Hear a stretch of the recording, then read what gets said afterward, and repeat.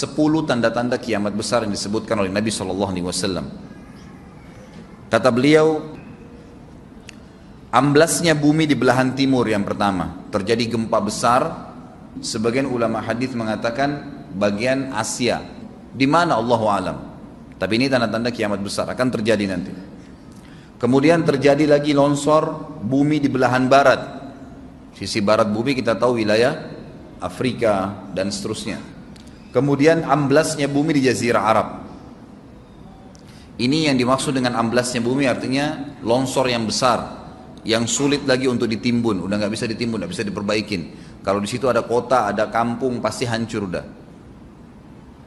3 sekaligus terjadi longsor di 3 titik yang berbeda dan secara waktu atau dalam waktu yang bersamaan. Ini sudah selangsung 3 tanda-tanda kiamat. Jadi pada saat terjadi di timur itu tanda-tanda kiamat besar 1, terjadi di barat tanda-tanda kiamat besar 2, terjadi di Jazirah Arab tanda-tanda kiamat besar 3. Kemudian di dalam hadis ini disebutkan secara beracak. Nanti sebentar setelah saya terjemahkan hadis ini saya akan sebutkan urutannya. Lalu kata Nabi SAW, kabut yang menutupi bumi ini. Kemudian ada Dajjal. Jadi kabut itu dihitung dalam hadis ini yang keempat. Dajjal yang kelima. Kemudian yang keenam binatang melata. Nanti akan saya jelaskan juga apa yang dimaksud dengan binatang melata. Yang ketujuh keluarnya Ya'juj Ma'juj. Ini juga akan kita jelaskan nanti. Kemudian yang kedelapan matahari terbit dari tempat terbenamnya. Yang ke-9 keluarnya api dari perut kota Aden yang menghalau manusia. Sulit, manusia tidak bisa melalui Jazirah Arab. Kemudian yang ke-10 turunnya Isa putra Maryam. Turunnya Isa putra Maryam. Tentu saya katakan tadi hadis ini disebutkan dan disepakati oleh para ulama sifatnya teracak. Karena cukup banyak dalil-dalil yang lain yang mengurut kejadian ini. Urutan yang pertama dari 10 ini adalah keluarnya Dajjal. Ini urutan pertama. Dajjal, jemaah sekalian, adalah diambil dari kata-kata Dajjalah yang berarti kekacauan. Ciri-ciri Dajjal disebutkan dalam banyak hadis yang sahih adalah mata kanannya yang paling pertama rusak seperti anggur kering. Kata Nabi SAW dalam hadis sahih, ketahuilah Dajjal buta mata kanannya dan Tuhan kalian tidak buta, karena dia akan mengaku sebagai Tuhan. Kemudian dia orangnya memiliki kulit yang kehitam-hitaman serta memiliki dahi yang lebar. Setiap orang beriman bisa membaca di dahinya tertulis 3 huruf kafara.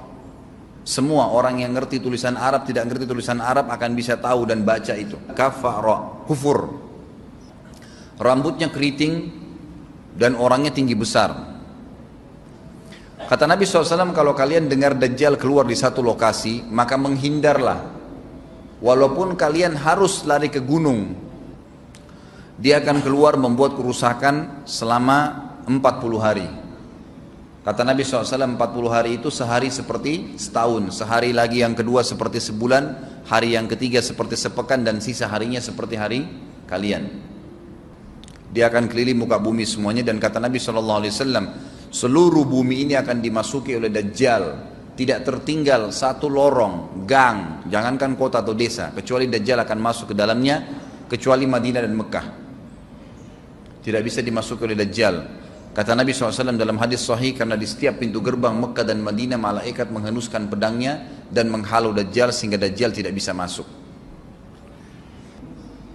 Pada saat dia tiba di Palestina, waktu yang bersamaan di kota Madinah berkecamuk. Kaum muslimin sepakat semua keluar untuk mengejar Dajjal dan membunuhnya.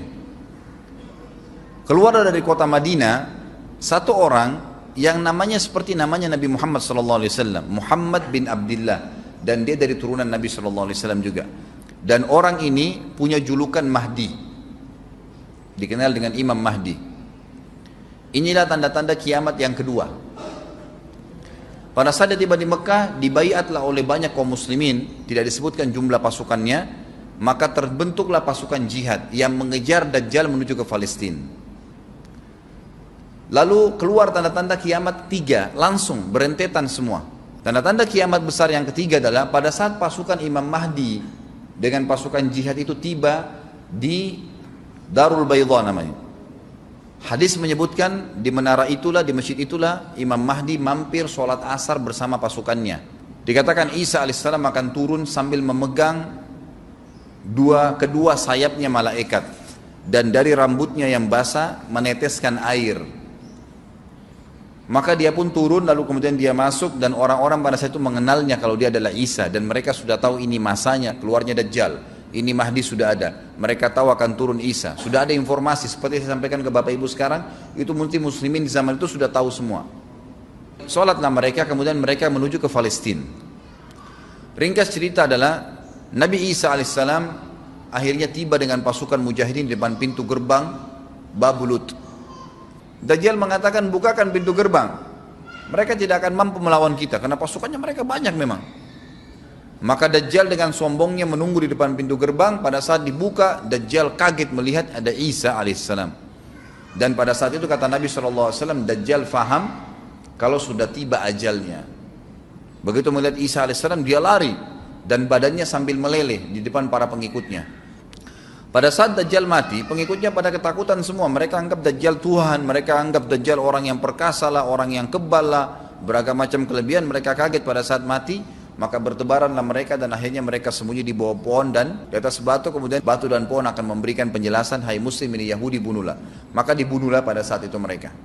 Lalu Nabi Isa alaihissalam memimpin di muka bumi, dan kata Nabi SAW, pada saat itu Islam, agama Islam yang dibawa oleh Nabi SAW akan masuk ke semua rumah di muka bumi, gak tersisa.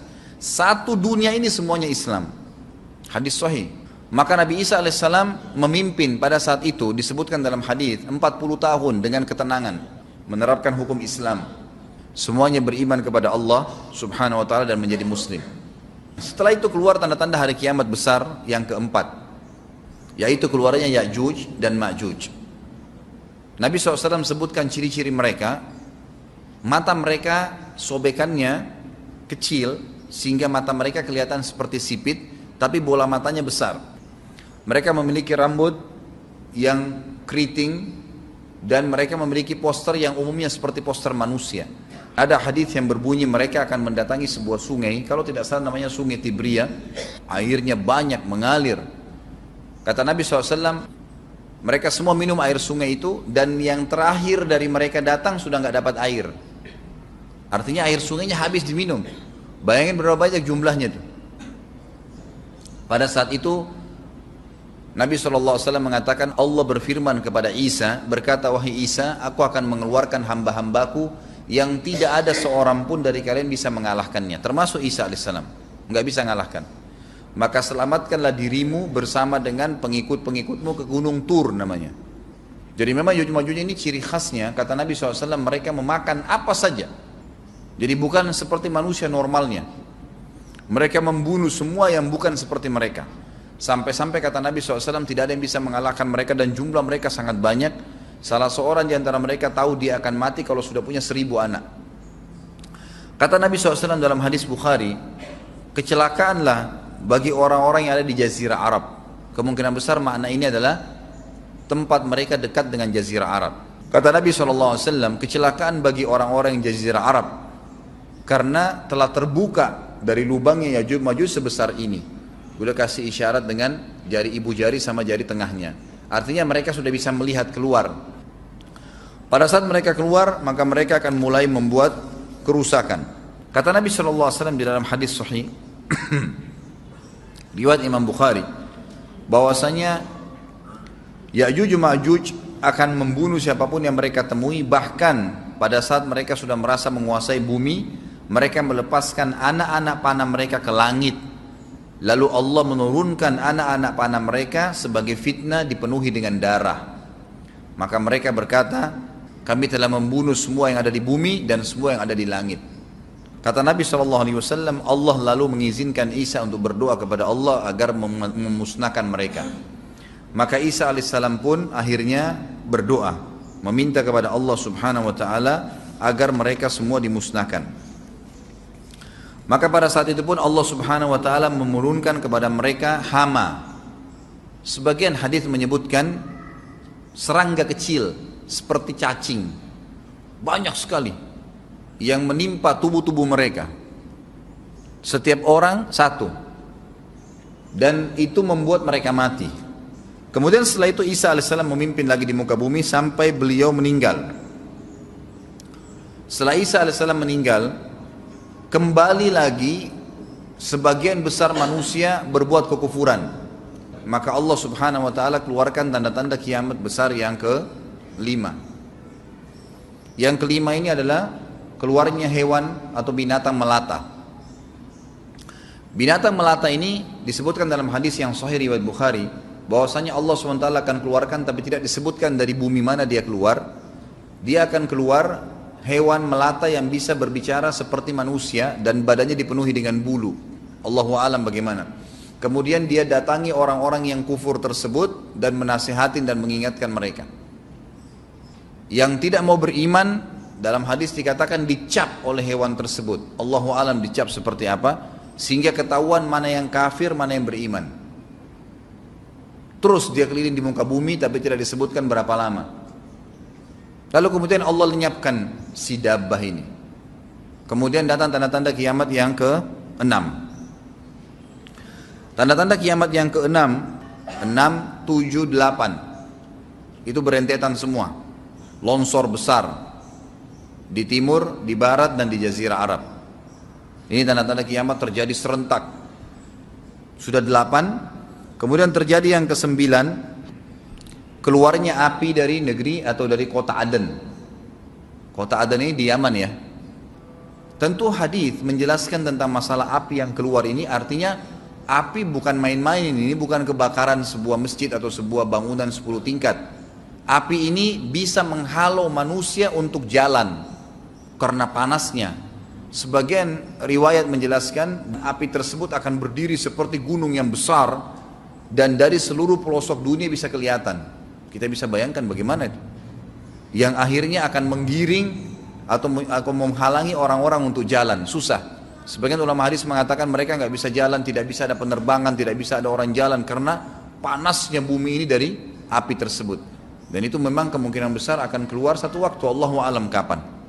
Dan yang terakhir tanda-tanda kiamat sebelum ditiup sangkakala adalah terbitnya matahari dari tempat terbenamnya. Dan ini sudah terakhir sekali. Makanya kata Nabi SAW, taubat akan diterima sebelum matahari terbit dari tempat terbenamnya. Artinya selama yang lain itu masih ada, masih bisa taubat. Kalau sudah itu sudah sulit. Ini tanda-tanda kiamat. Sebagian ulama memasukkan tanda-tanda hari kiamat kecil, ada yang masukkan tanda-tanda kiamat besar. Ada dua hal. Yang pertama itu adalah keluarnya Dzu Suwakatain. Ada orang dari negeri Habasyah dikenal dengan Dzu Suwaka. Dzu Suwaka ini sak artinya betis. Diberikan julukan Dzu Suwaka karena betisnya sangat kecil. Orang ini Bapak Ibu sekalian, kata Nabi SAW, akan menghancurkan Ka'bah. Dan kata para ulama pada saat itu memang manusia sudah sunyi, nggak ada lagi yang datangin Ka'bah, orang-orang sudah lalai gitu kan. Keluarlah orang ini. Makanya sebagian ulama masukkan dia tanda-tanda kiamat sebelum terbitnya matahari dari tempat terbenam. Ditambahkan ini yang ke-11 gitu, atau ini yang ke-10, terbitnya nanti kiamat yang ke-11. Kata Nabi SAW, dia akan mencabut batu-batu Ka'bah satu persatu sampai rata dengan tanah. Dan saya sedang dilihatkan oleh Allah sekarang bagaimana pada saat dia mencabut batu itu. Hadis sahih riwayat Bukhari Muslim. Yang terakhir, yang kedua, yang berhubungan juga dengan tanda-tanda kiamat, ada yang memasukkan kiamat kecil, tapi ini lebih dekat dengan kiamat besar. Orang yang terakhir meninggal itu adalah orang dari asli suku Madinah yang sedang mengembala kambing. Kata Nabi SAW, orang yang terakhir meninggal dari kalian kalangan manusia, semua orang sudah mati, tinggal dia sendiri, tapi dia nggak tahu. Dia lagi mengembala kambing. Kemudian dia masuk dengan gembalanya ke kota Madinah, ditemukan semuanya tidak ada kehidupan. Nggak ada orang, nggak ada binatang, nggak ada apa-apa, tinggal dia sendiri. Pada saat dia meletakkan telapak kakinya di kota Madinah, maka pada saat itu dia meninggal. Dan inilah manusia terakhir meninggal sebelum ditiup sangkakala terakhir. Allahu a'lam. Allah